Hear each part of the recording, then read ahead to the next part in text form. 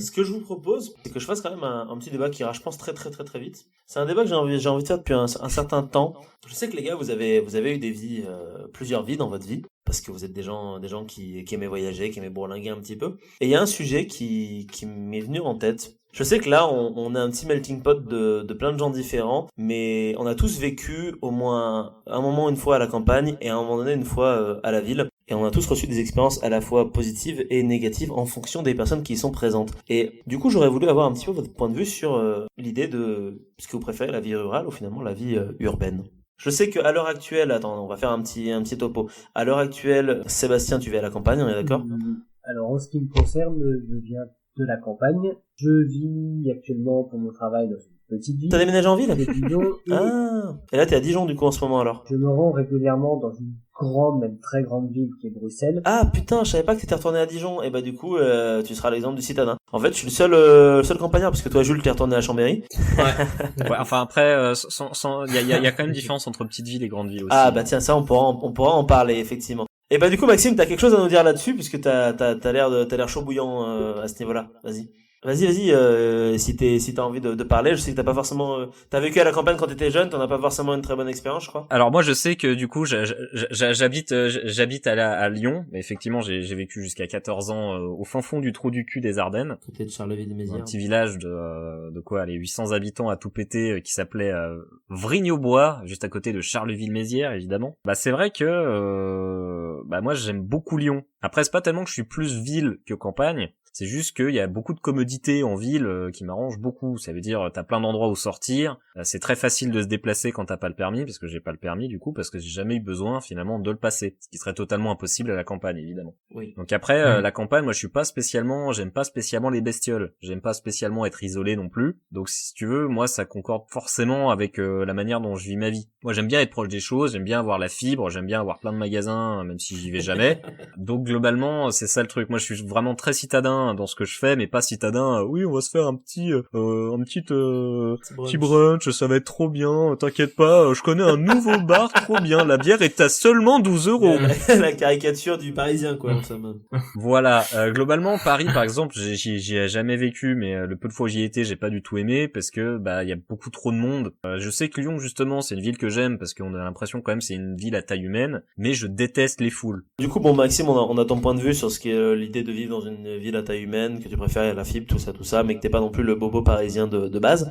Sébastien, toi, Ouais, surtout que j'aime pas les foules. Tu t'as vécu vraiment dans les deux récemment, en plus que t'as fait ton confinement à la campagne, et qu'en ce moment, toi aussi, entre Bruxelles, donc qui est quand même, bon, ça reste une ville à taille humaine aussi, et c'est quand même une grosse ville européenne. Et Dijon qui est clairement vraiment pour le coup une ville à taille humaine. C'est l'avantage, si on peut dire, d'avoir l'expérience un peu de ces trois milieux différents. Et en ce qui me concerne, je suis plutôt petite ville campagne. Il faut savoir que les grandes villes, moi, c'est pas quelque chose que j'apprécie particulièrement. Au contraire, je me sens plus à l'aise dans une petite ville comme Dijon avec tout à proximité. Et je ne cache pas que d'ici quelques années, habiter dans une petite maison à la campagne, ou du moins proche campagne, une petite ville, ça m'irait très très bien. Voilà. Sympa. D'accord, ok. Donc pour le moment, profiter de la jeunesse dans une petite ville à taille humaine, et puis après s'installer peut-être un jour à la campagne. La petite retraite dans la campagne, quoi. Dans un petit lopin de terre, quoi. Alors que toi, Maxime, jamais, t'es pur citadin, toi, tu restes ville. Je me ferme tu te fermes pas à la possibilité, plus, mais pour l'instant, c'est ville. Mais pour le moment, ouais, non, je suis pas très campagne. Tu sais, mais je suis pas très nature en fait en soi. Moi, les randonnées, tout ça, ça m'emmerde. Donc, non, mais toi, tu sais bien, mais tu me poses la question. Oui, je pose la question, mais je réponds aussi que je sais pour montrer qu'on est proche, Maxime, devant les auditeurs. Oui, on est très très proche. Mais du coup, non, c'est pour ça que globalement, oui, c'est ouais, je suis pas très nature. Okay. Donc, ça avoue que moi, ça m'intéresse pas tellement. Le petit lopin de terre. Et toi, Jules, est-ce que c'est idéalement, c'est vrai que je suis plutôt de nature à me dire que j'aime bien bouger dehors, quoi. Ouais. Dehors, pas sur une place, plutôt en montagne. Enfin, faire des trucs en extérieur, que ce soit escalade, spéléo, machin. C'est vrai que j'aime bien bouger. Ouais.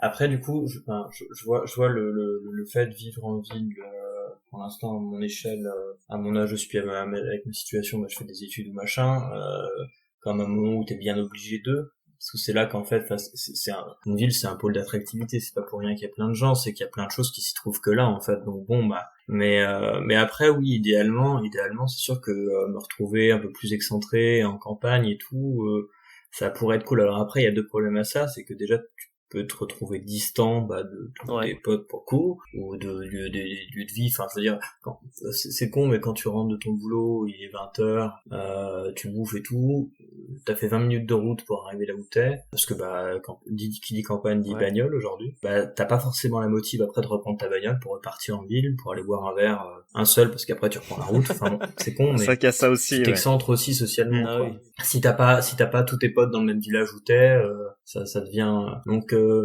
à voir. Et puis même ce côté de dépendance à la voiture, en fait, est assez, je trouve problématique même sur la durée. Enfin, je veux dire, en ce moment il y a plein de questionnements qui ressortent et autres, et je trouve que c'est pas non plus stable de devoir prendre la voiture tout le temps. On pourrait dire pour le télétravail, il y a des choses qui sont en train de se faire, mais enfin il y a pas que ça. Tu vois, par exemple, rien que pour aller en montagne, je sais que la bagnole est relativement indissociable, parce que aujourd'hui te faire une randonnée à la montagne, c'est prendre Oui. c'est la journée que t'as pris dans la semaine pour faire ça, et du coup t'hésites pas. Enfin, si tu voulais vraiment avoir la vraie relation aux choses et tout, faudrait que t'ailles à pied jusqu'à l'endroit où tu veux commencer ta balade. Ta balade depuis chez toi, tu en fait. peux rajouter facilement des heures, quoi. C'est ça, tu rajoutes facilement plusieurs heures. Puis mais après, la ville en elle-même, même si on part sur ce côté-là un peu écolo ou machin, en soi c'est pas, et rien que par rapport à l'apport en bouffe, je veux dire, une ville, elle est entièrement sous perfusion de la campagne, et ça, clairement, il y a un moment donné où ça va plus tenir du tout, parce que c'est que des camions qui amènent ça. T'enlèves le pétrole qui alimente tes camions, et ça va être compliqué, en fait, de nourrir tout le monde. Ça, en même temps, il y a un moyen de déplacement comme ça, qui soit plus écolo, ce serait le train, du coup. Oui, c'est sûr. Mais le problème, c'est que le train ne suffirait pas. En fait, compte tenu de ce que tout le, j'avais écouté quelqu'un, je sais pas si vous connaissez Jean Covici. Dans tous les cas, il faudrait bien transporter le truc des trains jusque dans la ville. Oui, justement, c'est ce que je me disais naïvement, c'est que il suffit de remplacer le mode de transport, mais du coup j'ai écouté un gars qui s'appelle Jean Covici, je sais pas si vous le connaissez.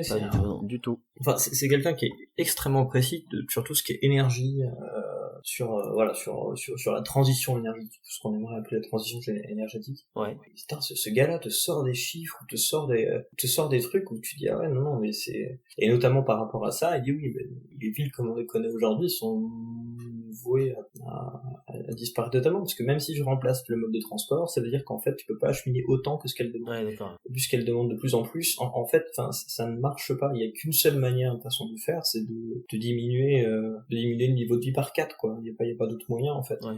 Et encore, ça c'est la version gentille. Le plus drôle, c'est que quasiment tout le monde déserte les campagnes en plus. Il y a plus de médecins. Justement, j'allais y venir. Je crois il me semble qu'il y a une inversion un peu en ce moment qui est en train d'être pris en cours, et qu'il y a de plus en plus de gens qui vont vers la campagne, des citadins qui vont vers la campagne. T'as les néo-ruraux, mais... Ouais, mais pas tous. Comme je dis, à la campagne, va trouver un ophtalmo, quoi. Ah, si c'est des déserts médicaux, ça c'est sûr. Il faudrait faire revivre. Mais de toute façon, petit à petit, plus les gens se déplaceront vers la campagne, plus forcément, il y aura besoin de structures pour ces gens qui seront présents. Donc par définition, il y aura besoin d'écoles, il y aura besoin de médecins. Mais après, tu vois, là, on part sur les néo-ruraux qui font vraiment de l'agriculture. La plupart des néo-ruraux aujourd'hui, c'est juste des gens qui vivent à l'année effectivement en campagne. Enfin, le fait est qu'ils ont quand même de la bagnole pour aller au boulot, parce que leur métier, lui, ne change pas. Et oui, bien sûr. Il est toujours soumis à la ville, en fait. Clairement, le gros problème des campagnes, et j'en sais quelque chose parce que je vis en Ardèche en ce moment, c'est clairement les transports. Je vis dans le seul département français où il n'y a pas de train. Donc déjà, rien qu'à partir de ce moment-là, il y a un problème, quoi.